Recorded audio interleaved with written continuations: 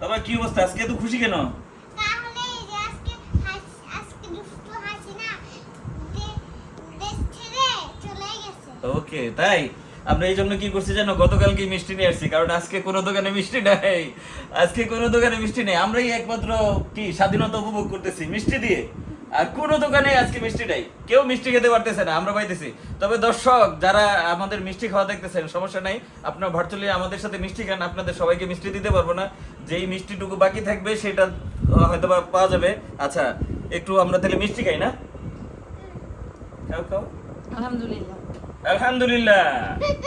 হ্যাঁ, এরপরে টাইম খাও মিষ্টি।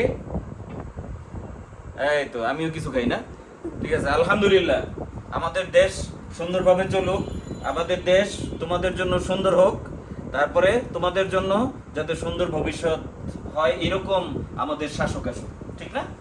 ওকে, আলহামদুলিল্লাহ, বিসমিল্লাহির রহমানির রহিম।